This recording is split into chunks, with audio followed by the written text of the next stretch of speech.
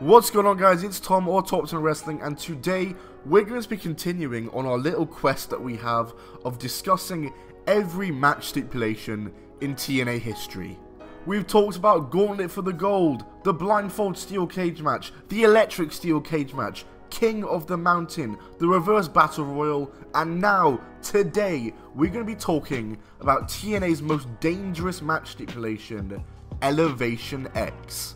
Before we get into it though, I would like to thank my Patreon supporters, Marky D, Alan Barkley, Efren Martin, Gravedigger33, Jonathan Thompson, Cedric Cowan, NX Gamer, First Phil, Jackie Williams, Josh Nolan, Steve Wingfield, Magpie, and Steve. If you guys want to see more exclusive content from me, as well as other perks, check out my Patreon link down below. It would really help me during these trying times and would be very much appreciated. Also guys, stay tuned to the end of this video for a big announcement, but let's stop wasting time, let's get into this video. Hey, this is your Olympic hero Kurt Angle, and you are watching Top 10 Wrestling. Oh, it's true. It's damn true.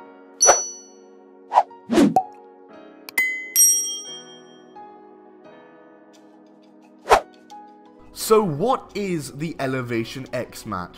The Elevation X match was basically just a glorified scaffold match. It was basically a scaffold match, but in the shape of an X. So, I should explain first. A scaffold match, for those of you who don't know, is a match stipulation where wrestlers are battling on an elevated platform, usually above the ring, sometimes it's somewhere else, where the objective is to throw your opponent off the scaffold into either maybe a pile of tables, some crash mats, or if it's a safe enough height, just into the ring, unprotected. So the Elevation X match, like I said, was basically just a glorified scaffold match. It was a scaffold match, but the scaffolding was in the shape of an X, and there was barely any room to walk or do anything. It was really scary, and it was really dangerous.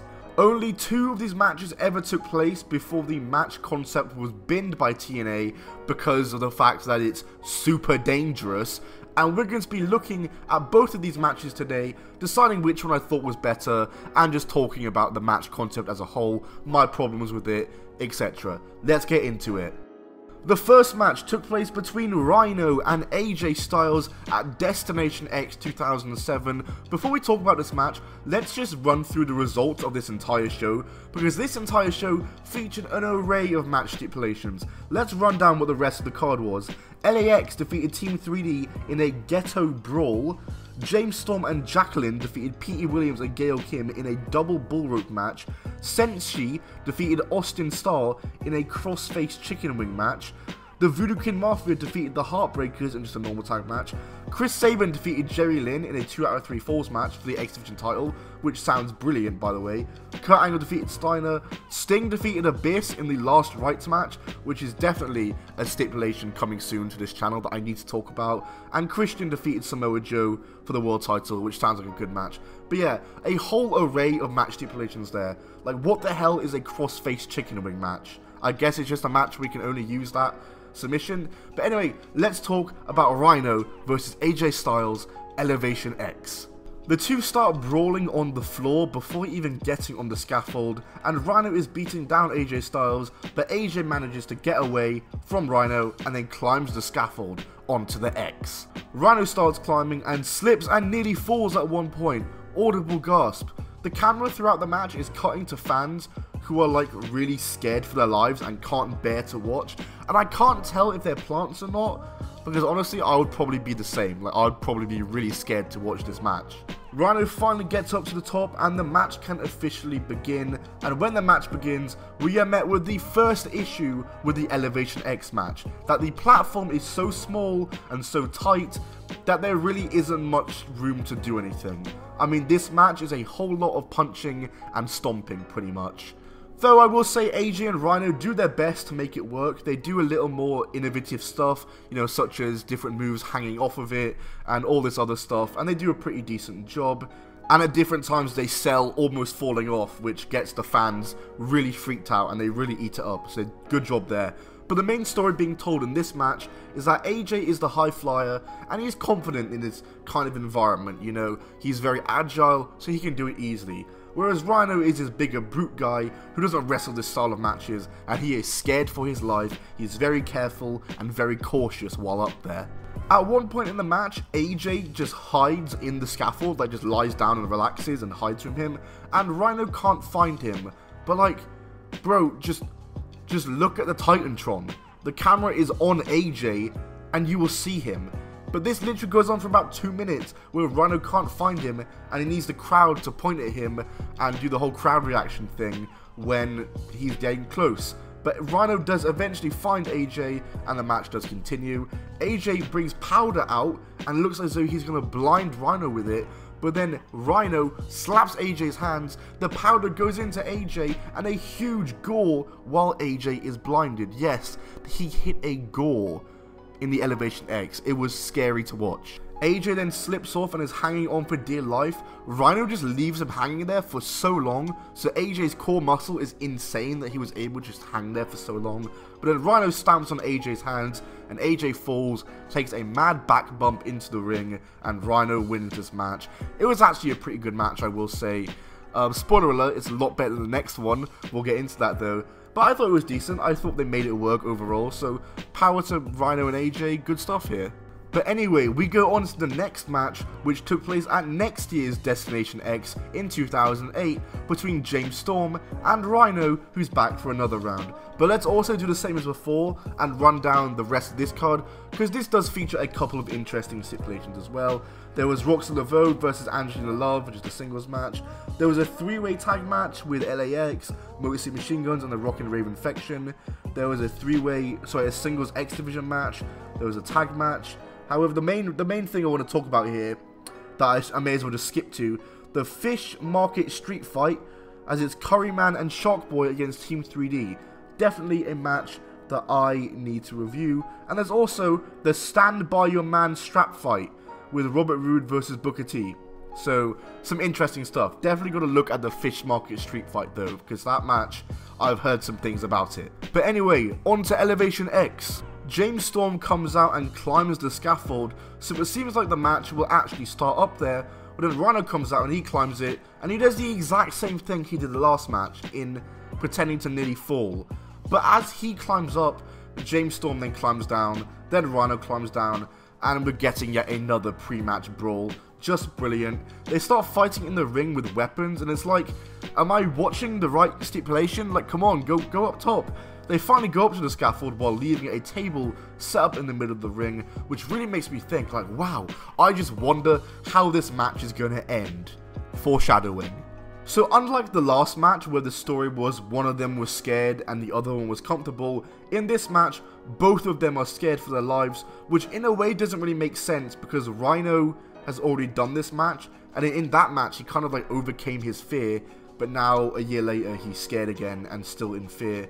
And this match also introduces the second problem with the Elevation X match, and that problem being that it's very difficult for one Elevation X match to be different from the last one. I mean, they literally repeat the spot with AJ Styles hiding. Like, James Storm hides inside the scaffold at the same place AJ Styles hid, and Rhino yet again isn't able to find him.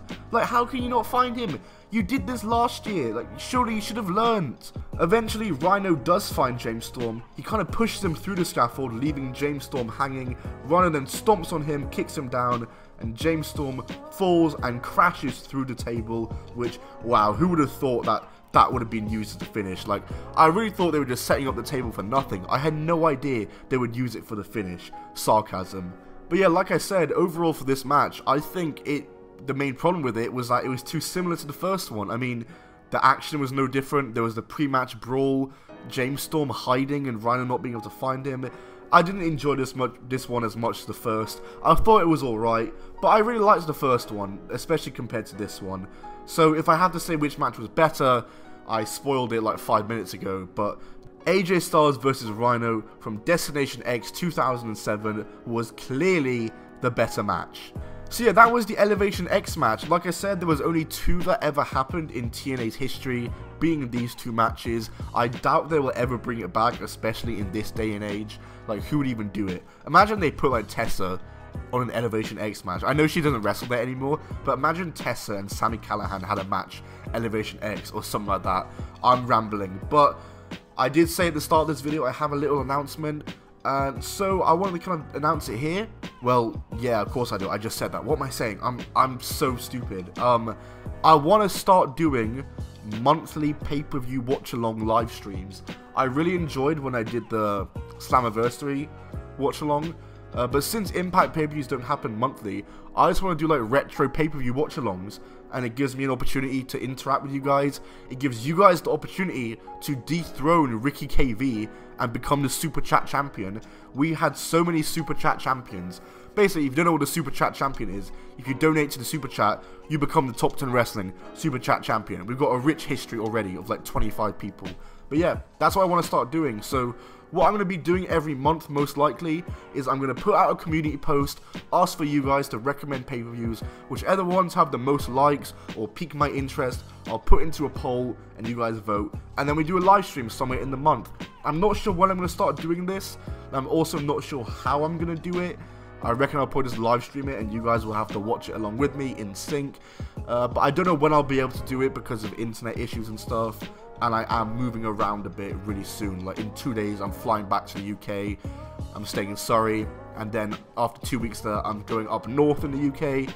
So a whole lot's happening. I'm rambling on. You got the announcement. I'll see you all soon, guys. If you did enjoy this video, then be sure to smack that like button. Follow me on Twitter at Top 10 Wrestling. My Instagram is at I'm Tom Bell. Check me out on Patreon for more exclusive content and perks. Patreon.com/Top 10 Wrestling is the top link in the description. Check out my podcast, Shoots and Jobbers. That's in the description too. I'll see you all soon. Goodbye and keep on rolling. Kickback, chilling out, maxing, relaxing. Summertime weather, fantastic. Kickback, I'ma crack another cold one. Barbecue chicken almost done. Kickback, ayy. All the shorties came through and my friends came too. It's a vibe at the kickback, yeah. And we live from the kickback. What's up? What's up? They making fun of me. They say that I don't season my chicken. That ain't true though, cause I put the salt and pepper up in it. Not for real, I just cover it in Sweet Baby Ray's. If any